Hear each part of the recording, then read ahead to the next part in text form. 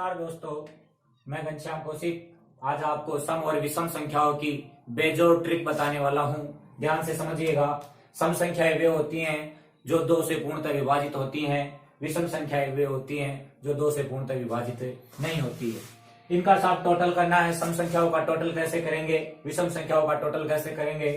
Total करते हैं दोस्तों, तो यहाँ पे आप कॉमन ले लीजिए। जैसे कॉमन लिया, यहाँ पे कितना आ गया, 2 आ गया। 2 का भाग दिया 2 में, एक बार गया, 4 में गया 2 बार, फिर 3 बार, फिर 4 बार, और लास्ट में कितना आ गया, 10 आ गया। क्या दोस्तों ये प्राकृत संख्याएं हैं? यदि प्राकृत संख्या है तो प्राकृत संख्याओं का योग ज्ञात करने का फॉर्मूला पुटअप कर दीजिए। यहाँ पे n into n plus 1 divide by 2। बाहर कौन बैठा है, यहाँ पे 2 से 2 कट जाएगा। फिर बच गया n into n plus 1। n का मान कितना है दोस्तों, यहाँ पे 10 इंटू 11 बराबर कितना हो गया दोस्तों, 110। इतना यूज नहीं करना दोस्तों, आपको डायरेक्टली सॉल्व करना है। इसकी बेजोड़ जो ट्रिक है वो देखिएगा कौन सी ट्रिक है। इसको यदि आपको सम संख्याओं का योग ज्ञात करना है तो आप फॉर्मूला लगा सकते हैं, जिसे आप ट्रिक कहते हैं n into n plus 1। n का मतलब है जितनी संख्याएं हैं। सम संख्याएं कितनी है दोस्तों, 20 तक सम संख्याएं, आधी सम संख्याएं होती हैं, आधी विषम संख्याएं होती हैं। तो 20 का आधा क्या कितना हो गया, 10 हो गया। n का मान कितना है, 10। 10 इंटू 11 बराबर कितना आएगा दोस्तों, 110। इसी प्रकार यहाँ पे अपने को करना है। यहाँ तो n को मतलब जो संख्याएं थी उसको आगे वाली संख्या से मल्टीपल किया है। यहाँ पे क्या करेंगे वो देखिएगा। आधी सम आधी विषम होती है। 19 तक है दोस्तों, 19 का आधा किया 9.5 हो गया। पॉइंट में नहीं लेना, पूरी संख्या लेना है। पूरी संख्या लिया तो कितना बन गया, 10 बन गया यहाँ पे। तो 10 का दोस्तों आप क्या कर दीजिए, वर्ग कर दीजिए। 10 का वर्ग कितना होता है, 100। वही क्या आपका आंसर है। जितनी विषम संख्याएं हैं उनका क्या कर देंगे, स्क्वायर कर देंगे, n का स्क्वायर। ये क्या है, आपकी ट्रिक है। इसी प्रकार कोई भी क्वेश्चन देख सकते हैं। यदि क्वेश्चन इस प्रकार आ जाए कि प्रथम 15 विषम संख्याओं का योग क्या होगा, तो प्रथम 15 विषम संख्याओं का योग निकालना है। 1 + 3 + 5 डैश डैश डैश। बताओ 15वीं जो विषम संख्या है वो कौन सी होगी, 29 होगी। तो इतना करने की जरूरत नहीं है दोस्तों। प्रथम 15 विषम संख्याओं का योग पूछ रहा है, मतलब n का मान कितना है, 15 है। और आपको n का क्या करना है, स्क्वायर करना है। 15 का स्क्वायर करेंगे कितना बनेगा, 225।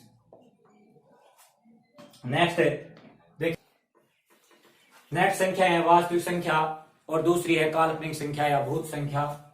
वास्तविक संख्या किसे कहते हैं, इसकी दोस्तों डेफिनेशन होती है परिमेय तथा अपरिमेय संख्याओं के सम्मिलित रूप को कौन सी संख्या कहते हैं, वास्तविक संख्या कहते हैं। जैसे एक उदाहरण दिया दोस्तों, -6/7 p/q के रूप में है, परिमेय संख्या है। q ≠ 0 है, ये भी परिमेय संख्या की कंडीशन है। तीसरी, दोनों पूर्णांक होनी चाहिए, ये भी परिमेय संख्या की कंडीशन है।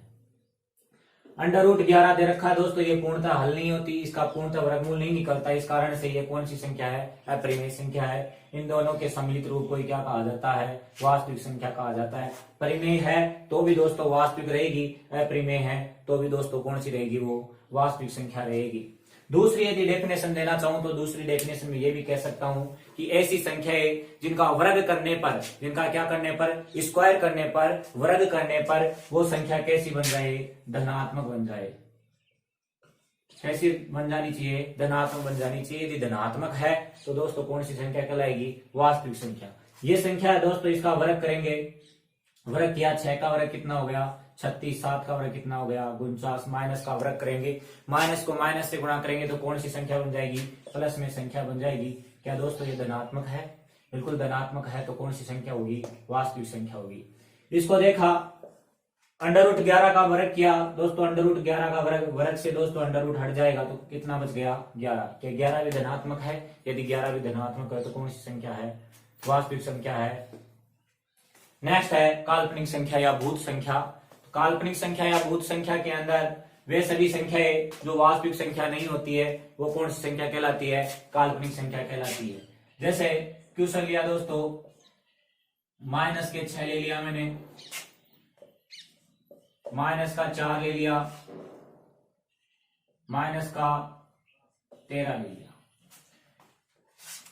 इनकी दूसरी डेफिनेशन यदि मैं देना चाहूं तो दूसरी डेफिनेशन में कह सकता हूं कि ऐसी संख्याएं जिनका वर्ग करने पर वो हमेशा ऋणात्मक रहती है।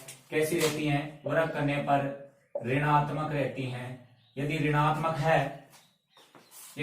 ऋणात्मक है तो काल्पनिक संख्या या भूत संख्या होगी, और यदि धनात्मक है तो वास्तविक संख्या रहेगी। -√13 का दोस्तों वर्ग किया, वर्ग से अंडर रूट हट गया, और यहाँ पे संख्या कौन सी बच गई? -13। -4 है और उसका अंडर रूट कर रखा है दोस्तों, इसका वर्ग करेंगे, अंडर रूट हट जाएगा, लेकिन -4 ऐसे कैसे रहेगा? -4 ऐसे कैसे रहेगा? इस कारण से ये कौन सी संख्या है? ऋणात्मक है। ऋणात्मक है तो कौन सी है? काल्पनिक संख्या है, भूत संख्या है। ऐसे ही अंडर रूट माइनस का 6 दे रखा है, 6 दे रखा है, इसका मतलब इसका वर्ग करेंगे, वर्ग से अंडर रूट हट जाएगा तो कौन सा बचेगा? -6 बचेगा, इसका मतलब ऋणात्मक बचेगा।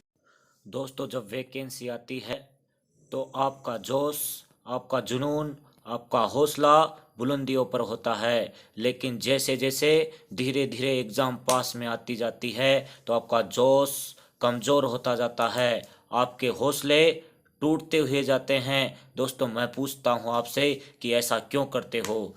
क्यों रुक जाते हो 4 दिन की मेहनत के बाद? क्यों रुक जाते हो 4 दिन की मेहनत के बाद? अरे वक्त लगता है बीज को फसल बनने में, पौधे को वटवृक्ष बनने में, अंगूर को किशमिश बनने में वक्त लगता है दोस्तों। थोड़ा वक्त दीजिए जीवन को सफल बनाने में।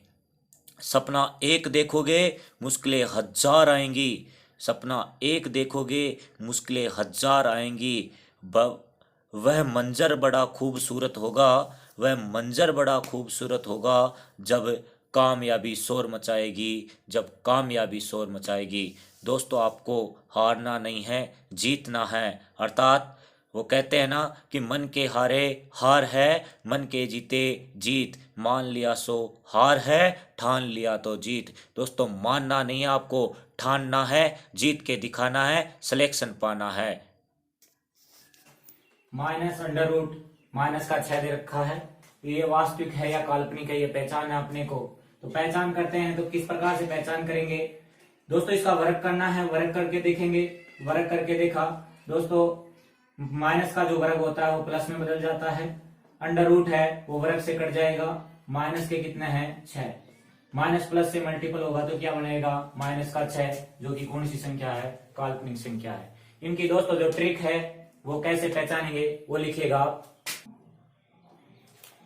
-√-7 दे रखा है दोस्तों, तो इनकी एक फॉर्म होती है, एक ट्रिक होती है कि काल्पनिक संख्या यदि दे रखी है उसकी घात सम है, तो दोस्तों जो आंसर आएगा वो हमेशा वास्तविक संख्या आएगा। अर्थात जो काल्पनिक संख्या है वो वास्तविक संख्या में बदल जाती है। लेकिन काल्पनिक संख्या के ऊपर घात यदि विषम है तो 100% कौन सी संख्या बन जाती है? काल्पनिक संख्या ही बन जाती है, वो वास्तविक संख्या में चेंज नहीं होती है। देखिए क्या दोस्तों, ये आपको काल्पनिक संख्या दिखाई दे रही है? बिल्कुल दोस्तों ये काल्पनिक संख्या है। तो बिल्कुल काल्पनिक संख्या है तो यहाँ पे घात कुछ नहीं है, घात कुछ नहीं है, इसका मतलब घात 1 तो मान सकता हूं। यदि घात 1 है तो घात 1 क्या है? विषम है, और घात विषम है तो ये संख्या कौन सी है? काल्पनिक संख्या है। कौन सी है ये दोस्तों? काल्पनिक संख्या है। यहां देखिए, यदि अंदर काल्पनिक संख्या है, बिल्कुल ये काल्पनिक संख्या है। क्या घात सम है? घात सम है तो किस में बदल जाएगी? ये वास्तविक संख्या में बदल जाएगी। किस में बदल जाएगी? वास्तविक संख्या में बदल जाएगी। अर्थात ये जो संख्या है सामने नजर आ रही है, इसको सोल्व करते हैं तो कौन सी संख्या पाई जाती है? वास्तविक संख्या पाई जाती है। इसी प्रकार से आगे की ओर देखते हैं इस संख्या को। ये काल्पनिक संख्या है, अंदर की ओर काल्पनिक संख्या थी। यहाँ पे 101 लिखा हुआ है, 101 घात के रूप में। 101 क्या है दोस्तों? यहाँ पे सम है कि विषम है? बिल्कुल दोस्तों विषम है। विषम है तो कौन सी संख्या है? ये काल्पनिक संख्या है। नेक्स्ट है, ये भी दोस्तों काल्पनिक है नीचे, लेकिन यहाँ पे घात क्या है? सम है। घात सम होने की वजह से ये कौन सी संख्या बन गई? घात सम है तो कौन सी संख्या बन जाएगी? वास्तविक संख्या बन जाएगी। इस प्रकार और भी क्वेश्चन है, 1-2 क्वेश्चन दोस्तों मैं देता हूं, वो लिखिएगा आप। इस क्वेश्चन को दोस्तों आप सोल्व करें। अंडर रूट -3 और घात के रूप में दे रखा है, 2 अंकों की सबसे बड़ी संख्या। बताओ देखिए, काल्पनिक है या वास्तविक है। दोस्तों इसको कैसे सोल्व करेंगे, ये माइनस का अंडर रूट का 3 था, इसको ऐसे कैसे लिखा। 2 अंकों की सबसे बड़ी संख्या, तो 2 अंकों की सबसे बड़ी संख्या कौन सी होती है, 99। 99 समघात है या विषमघात है, तो दोस्तों 99 कैसी है, विषमघात है। विषमघात है तो कौन सी संख्या बनेगी, ये काल्पनिक संख्या बनेगी। इस प्रकार दूसरे क्वेश्चन को इसमें बताओ देखिए, ये काल्पनिक है या वास्तविक संख्या है। दोस्तों ये अंदर लिखा हुआ है ये काल्पनिक नहीं, यहाँ पे क्या है, वास्तविक है। वास्तविक क्यों है, क्योंकि ये सोल्व किया जा सकता है। इसको क्या लिख सकता हूं मैं, 2 अंडर रूट 2 लिख सकता हूं। तो ये वास्तविक होने की वजह से यहाँ पे घात दे रखी है 1001। तो यहाँ पे डायरेक्टली ये तो वास्तविक ऑलरेडी वास्तविक था, और वास्तविक का यदि घात चाहे कितनी भी करो, आपका आंसर क्या आएगा, वास्तविक ही आएगा। नेक्स्ट देखें। इस प्रकार दोस्तों प्रत्येक क्वेश्चन को आपको कड़ी से कड़ी जोड़ करके सोल्व करना है, अर्थात कड़ी से कड़ी जोड़ दी जाए तो जंजीर बन जाती है, और मेहनत पे मेहनत की जाए तो तकदीर बन जाती है। दोस्तों आपको बिना वक्त को गुजारे अपनी सफलता को हासिल करना है, अर्थात वक्त आएगा, वक्त जाएगा, वक्त हर शहर को भूल जाएगा। ये जो टाइम है दोस्तों किसी का भी इंतज़ार नहीं करता, आपको इसको जाने नहीं देना है। इसके साथ में आपको मेहनत करनी है, परिश्रम करना है, सफलता की ओर आगे बढ़ना है, हार नहीं माननी दोस्तों। अर्थात मैं कहूँगा कि वक्त आएगा, वक्त जाएगा, वक्त हर शहर को भूल जाएगा। इस वक्त को संभाल कर रखना मेरे यारो, इस वक्त को संभाल कर रखना मेरे यारो। यह वक्त बेवक्त फिर बहुत याद आएगा, फिर बहुत याद आएगा। मेरा वीडियो यदि आपको पसंद आया हो तो दोस्तों आप लाइक कीजिए, शेयर कीजिए एंड सब्सक्राइब कीजिए, ताकि मुझे भी मोटिवेशन मिलता रहे और मैं इसी प्रकार आपके लिए नए से नए शॉर्टकट वीडियो बनाता रहूं। थैंक यू दोस्तों।